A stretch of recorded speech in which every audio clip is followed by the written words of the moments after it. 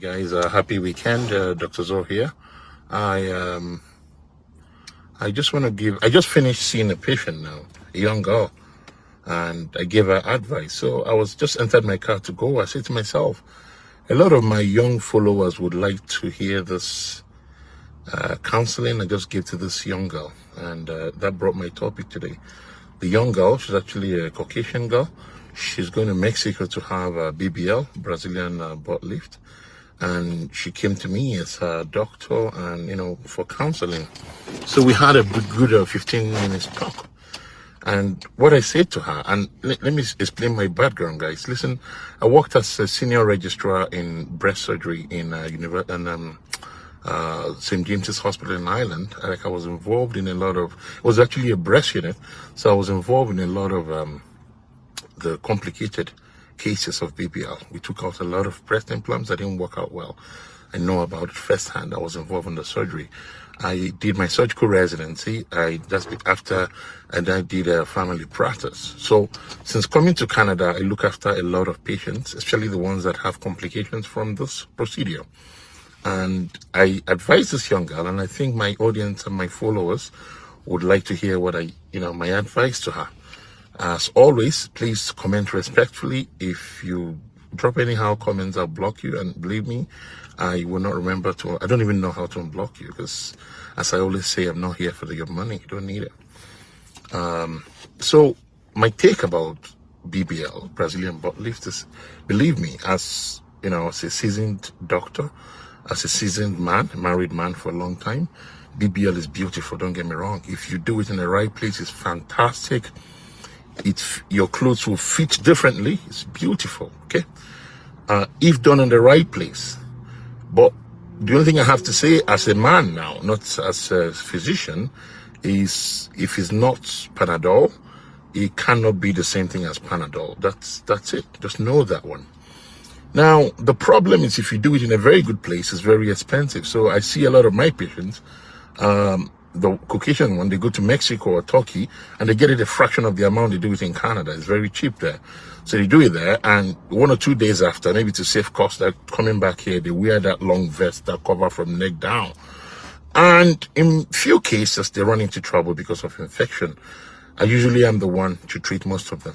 I've done it for several years. And this one was interesting because before she goes, she's traveling next week.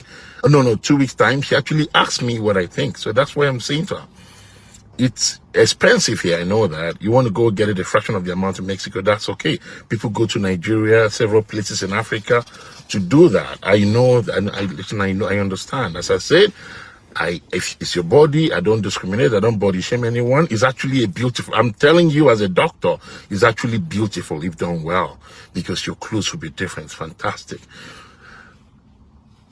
Just the problem is that infection, because remember, it's foreign body. The body tries to react to anything that is artificial. That's just the nature of human body, And if you have an underlying illness, like diabetes and stuff, sometimes you don't know, it becomes worse. I've seen a lot of people, I've treated people. I will tell you what I think people should be doing. I'll talk to you about that.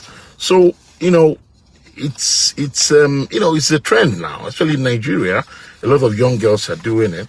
But the surgeons there are very good, don't get me wrong. Like the surgeons in Nigeria, the surgeons in Turkey, I read about them, they are excellent. The problem is the post-operative care.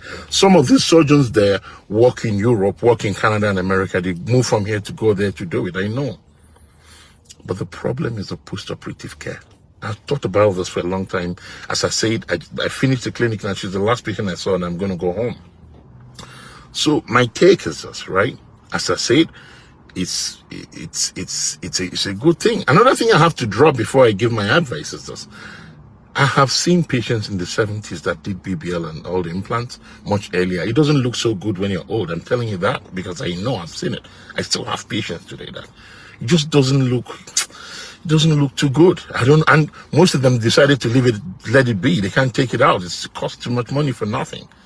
And you see people, just doesn't look, I don't know how to explain it, but just doesn't look right. But anyway, that's by the way. As I said, it's your decision. I'm sure they talk to you all these things before you even go for the procedure. My advice to people is this. Yes, you want to do BBL, go ahead and do it. It's fantastic. You're going to look different. But just remember that it's not Panadol, period. End of story.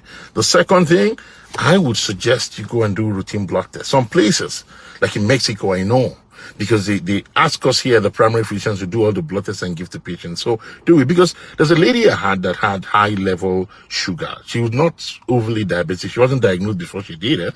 But because her blood sugar is a bit raised, she got infection. Thankfully, she was treated well, because this is Canada. I mean, she got treated very well. But my suggestion is this, right? Try and do some routine blood tests. Kidney function, liver function, a full blood count, and diabetes screen, and maybe urinalysis before you go. Those things can't tolerate infection at all. That's my advice. And make sure you carry all the results to you, wherever you're going to do it. And the second one, I suggest people take, like this lady now, I suggested to her to take prophylactic antibiotics. That's prevention. Because she's going to Mexico. I mean, she's going to be there for 3-4 days. Take it. And another one, I think, is complicated. So think about some form of clot prevention. You wear your compression socks, maybe even baby aspirin. Discuss that with your surgeon. But that's what I think, especially the prophylactic antibiotics and your routine blood tests. So that's my take briefly, guys. As I said, I'll summarize it again. I don't have any problem with BBL. It's actually beautiful procedure, but it's not Panadol. That's all. And if it's not Panadol, it can't be the same thing as Panadol. I'm telling you this as a very seasoned doctor and as a very seasoned man too, which we know. All right, take care and have a good weekend, guys. Dr. Zo again.